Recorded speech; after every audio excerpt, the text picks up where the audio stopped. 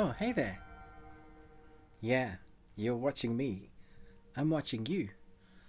But who watches the Watchers? I hate this. Okay, so Netflix series The Watchers. A married couple moving into their dream home is being threatened by terrifying letters from a stalker signed The Watcher.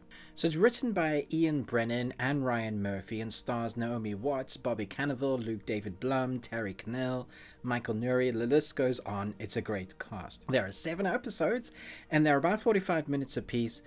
And if you're a Trekkie, do you remember that part? That one bit with Data where he goes, that taste, I think I hate it. Oh. Yes, I hate this. Oh, yes. I hate this. And I think I hate this. It's a very strong word to say about a series, I know, and it probably doesn't deserve it. But for me, this series brought out the emotions of give me my time back, please. At the end of the 7th episode, there is so not the ending that I wanted, the explanation as to anything really going on.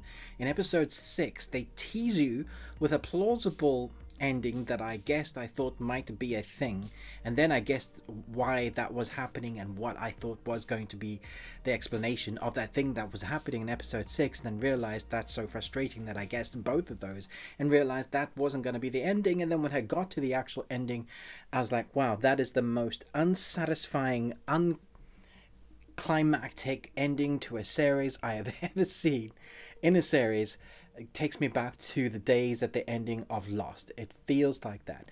And I have to say, when it comes to Naomi Watts, I'm a bit hit or miss as well. Sometimes I just don't buy her characters. And this one is another one of those. The way she was written, it just didn't feel like she was a wife. And then we have the wives and the husbands' reactions to the situation they are placed in. At some point, when you just keep getting threatened, when you keep getting, I guess, putting your family in danger, you make a decision, you stick to it, you move out, you sell the house, and you unstuck the crap that you have found yourself in. For these guys, they just keep making the decisions that just don't feel right. It feels like there's always somebody in the house with them, but they don't actually check it properly. They pretend to look, but they don't look properly. For me, I would have broken down the floorboards, looked in the cavity of the walls. I mean, if they live on Earth, they've probably seen some horrors and have an understanding of where some bad guys can hide. So the acting isn't actually that bad. The score is good. The editing is done well, but it does take its time in trying to give you a mystery, and it takes its time in trying to give you an understanding of what's going on, because it doesn't actually know. So it strings you along. Each episode feels like a filler episode. So even though we're understanding more about what's happened in the family before, trying to give us some background as to, the things that made them tick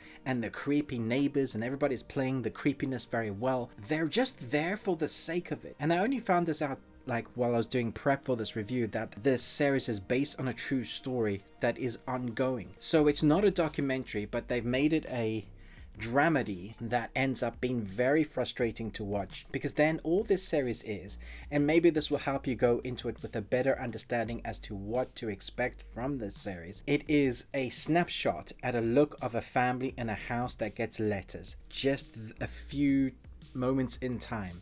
Don't expect a conclusion or answers, just your experience at seeing these people in the house. In fact, the story is more likely to be about the house than the people.